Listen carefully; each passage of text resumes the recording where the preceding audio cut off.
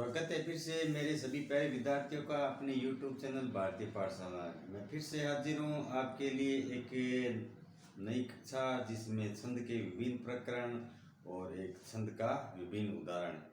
तो इसी कड़ी में मैं बताना चाहता हूँ कि पूर्व में संचालित जो हमारी कक्षा में हमने छंद के टॉपिक पर ही विचार विमर्श किया था और वो आपके मात्रिक छंद थे। मात्रिक छंद में कुंडलिया छंद, गीतिका, हरिगीतिका और छपैया छंद, इनके बारे में हम विस्तार पूर्वक अध्ययन कर चुके हैं। आज हम कक्षा 12 की जो परीक्षा में आने वाले महत्वपूर्ण छंद और विभिन्न प्रतियोगी परीक्षाओं के लिए भी आप महत्वपूर्ण कह सकते हैं, इनसे जरूर एक दो प्रश्न आता है। तो जो भी विद्यार्थी है वो अगर हमारी कक्षा को देख रहे हैं तो चैनल को जरूर सब्सक्राइब कर ले और नियमित अध्ययन करें। आगे हम विभिन्न इनके प्रश्नोत्तर भी ला रहे हैं, कुछ प्रश्नोत्तर हमारे चल रहे हैं। तो प्रत्येक प्रकरण समाप्त होने के पश्चात हम उसके विभिन्न ज़्यादा से ज़्यादा वन लाइनर वस्तुनिष्ठ प्रश्नों का सार संग्रह वो आपके लिए लाएंगे ताकि आप बेहतर परीक्षा के लिए तैयारी कर सकें। इसी संदर्भ में मैं आपको आज द्रुत विलंबित छंद के बारे में बताना चाहता हूँ। ये छंद भी विभिन्न प्रतियोगी परीक्षाओं के लिए महत्वपूर्ण छंद है। तो इसके लक्षण या परिभाषा आप कुछ भी कह सकते हो। ये वर्णिक 4 चरणों का छंद है। यह वर्णिक अर्थात वर्णों के आधार पर, पूर्व में हम मात्राओं की गणना के आधार पर छंद पढ़ रहे थे, अब हम पढ़ रहे हैं वर्णों के आधार पर। ये भी कितने चरणों का छंद है? 4 चरण। चरण हम जानते ही हैं, 1 लाइन, 2 लाइन, 3 लाइन और 4 लाइन। इसी प्रकार ये वर्णिक छंद है और 4 चरणों का छंद है। इसके प्रत्येक चरण में नगण, भगण, भगण और रगण, अर्थात पहले नगण आएगा, फिर भगण आएगा, फिर भगण आएगा और उसके बाद में रगण। 4 गण है, वो 4 गण इस प्रकार है और आपको किस प्रकार पहचानना है वो भी हम बताएंगे। तो क्रम से कुल 12 वर्ण होते हैं। तो प्रत्येक चरण में कितने वर्ण होते हैं? 12। पहले तो हम मात्रिक छंद में मात्राओं के आधार पर गिनकर उस छंद की पहचान करते थे। अब हमें वर्णों के आधार पर, अर्थात हमें गणना किसकी करनी है? वर्णों की। और कुल वर्ण कितनी आएंगे? 12। द्रुत विलंबित होय, ये इस प्रकार एक याद करने का भी सूत्र है। नबो भरो, अर्थात नबो भरो, न से नगण, भो से भगण और भरो, भय से भगण, फिर रो से रगण, अर्थात नबो भरो, नब है वो भरा रहता है। तो उसी प्रकार द्रुत विलंबित छंद को याद करने का एक आसान तरीका है नबो भरो। तो उसमें पहले नगण आएगा, भगण आएगा, उसके बाद में भगण आएगा और फिर क्या आ जाएगा? रगण। इस प्रकार है वो द्रुत विलंबित छंद की ये महत्वपूर्ण परिभाषा है। आशा है आपको ये परिभाषा जरूर समझ में आएगी। और उसके बाद में अब हमें सूत्र को ध्यान में रखना है। सूत्र था हमारा यमता राज बांसल का। उसी प्रकार अब हम गण बनाएंगे। पहले तो हम इन मात्राओं के आधार पर मात्रिक छंद का अध्ययन करे थे, अब हम गणों के आधार पर वर्णिक छंद को पहचानेंगे। तो ये एक छंद के उदाहरण हैं।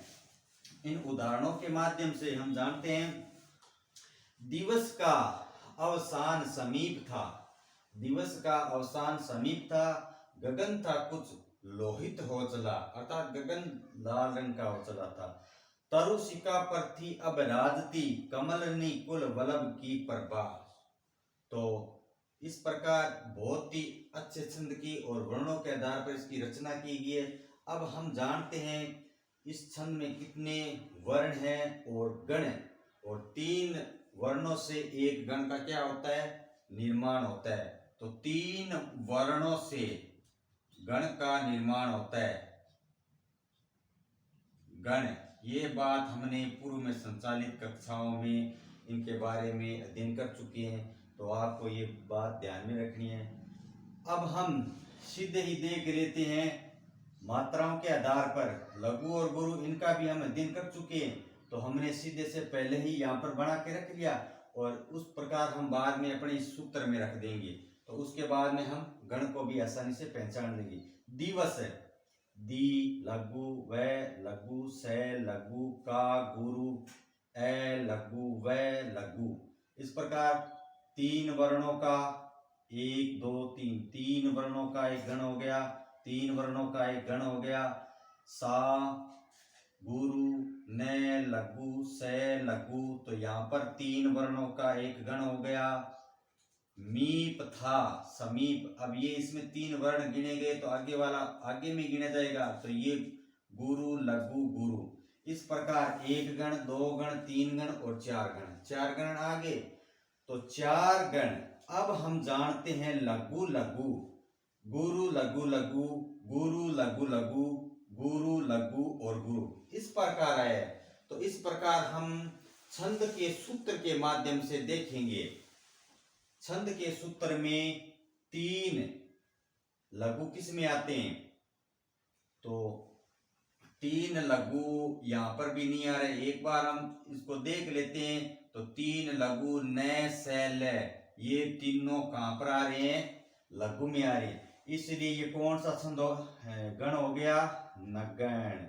ऐसे भी याद रख सकते हो, जिसमें तीनों लघु हो वो नगण। इस प्रकार आप ज्यादा से ज्यादा पढ़ेंगे तभी आपके ये दिमाग में अर्थात याददाश्त में रह जाएंगे। बाद वाले जिसमें पहला गुरु हो और दूसरे दोनों लघु हो, वो कौन सा गण होता है, तो उस प्रकार भी हम पहचान लेंगे। तो यहाँ पर देखो गुरु में चलते माँ ने, लेकिन माँ के आगे ता है, फिर ये नहीं हो सकता, ता से आगे भी नहीं है, जय से भी नहीं है। भा पहला गुरु है, उसके बाद में न और स दोनों क्या लघु है। इस प्रकार ये कौन सा हो गया, बगण। बाकी आप पहचान ही जाओगे, ये और ये बराबर है अर्थात समान है, तो ये भी क्या हो जाएगा, बगण। और उसके बाद में पहला गुरु, दूसरा लघु और फिर गुरु। ऐसा कहीं भी आपको सूत्र में देख लीजिए, यहाँ पर है लेकिन दूसरा लघु नहीं है, यहाँ पर गुरु है। इस प्रकार ये पहला गुरु है, उसके बाद में लघु है और फिर क्या गुरु है, तो इसलिए ये कौन सा हो गया, ये रगण हो गया। इस प्रकार आप ध्यान में भी रख सकते हो, पहला गुरु, उसके बाद में लघु और बाद वाला गुरु। तो इस प्रकार हमने चार गण बना लिए। तो पहला नगण, दूसरा बगण, फिर बगण और रगण, यही इस छंद की परिभाषा में है। यह वर्णिक चार चरणों का छंद है, उसके प्रत्येक चरण में नगण, बगण, बगण और रगण। यहाँ पर नगण, बगण और बगण और रगण, और कुल वर्णों की संख्या कितनी बताइए, 12। तो अब हम यहाँ पर वर्णों को भी गिन लेते हैं। दिवस में एक वर्ण, 2, 3, 4, 5, 6, 7, 8, 9, 10, 11, 12। तो यहाँ पर कुल कितने वर्ण हैं, 12 वर्ण है। तो इसकी परिभाषा में भी कहा है कि द्रुत विलंबित छंद में कितने वर्ण होने चाहिए, 12। तो इसमें भी गिन लेते हैं हम, 1, 2, 3, 4, 5, 6, 7, 8, 9, 10, 11, 12। यहाँ पर भी गिन लेते हैं, 1, 2, 3, 4, 5, 6, 7, 8, 9, 10, 11, 12। 1, 2, 3, 4, 5, 6, 7, 8, 9, 10, 11, 12। इस प्रकार प्रत्येक वर्णों की संख्या कितनी है, 12। ये भी आ गई। इस प्रकार हमने बहुत ही अच्छी परिभाषा के माध्यम से और सूत्र को भी ध्यान में रखते हुए गण को पहचान सकते हैं। कई बार विद्यार्थियों के मन में शंका रहती है कि हम गण को कैसे पहचानें, तो हमें यहाँ पर सूत्र को भी साथ में रखना चाहिए। और जहाँ पर हम ये भी छोटी छोटी बातें ध्यान में रख सकते हैं, जिसमें तीनों लघु हो वो हमेशा कौन सा गण होता है, नगण। आगे हम पढ़ेंगे जहाँ जिसमें तीनों गुरु होंगे वो कौन सा गण होगा। इस प्रकार जितने आप उदाहरण के रूप में छंदों को बार बार पढ़ोगे वो आपके सारी चीजें कंठस्थ हो जाएगी। आगे इसका एक अन्य विभिन्न उदाहरण है, उसके बारे में भी हम चर्चा कर लेते हैं। गगन मंडल में रज छा गई, 10 दिशा बहु शब्द में हुई, विशद गोकुल के प्रति में वह चला वर स्त्रोत विनोद का।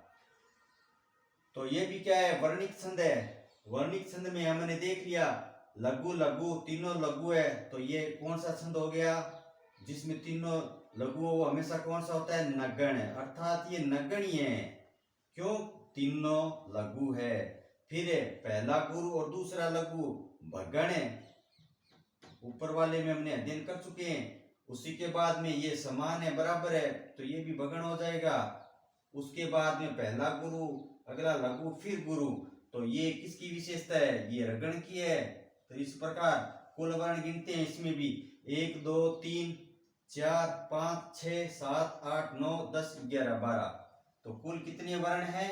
12 वर्ण। इसके प्रत्येक चरण में 12 ही वर्ण हैं। आप इनको एक उदाहरण के रूप में गिन लीजिए। और इस प्रकार मेरा कहने का उद्देश्य है कि विभिन्न छंदों का अध्ययन करते समय हमें निम्न इन विशेष बातों का ध्यान में रखना चाहिए। सूत्र का ध्यान में रखना चाहिए। वर्णिक छंद है वो किस प्रकार वर्णों के आधार पर गणना की जाती है। मात्रिक छंद होता है वो मात्राओं के आधार पर गिना जाता है। इसलिए आपको मेरे द्वारा ये बताएगी बातें अच्छी लगी है तो आप जरूर कमेंट में इसका उत्तर दें। और जो भी विद्यार्थी हमारे चैनल में अभी अभी जुड़ा है तो चैनल को जरूर सब्सक्राइब कर ले, ताकि आने वाली जो कक्षाएं संचालित होगी उसका नोटिफिकेशन है वो सबसे पहले आपको मिले। इसी के साथ मैं फिर से आगे एक अच्छी कक्षा के साथ हाजिर होऊंगा। तब तक के लिए मैं आपसे विदा लेता हूँ। धन्यवाद। जय हिंद, जय भारत।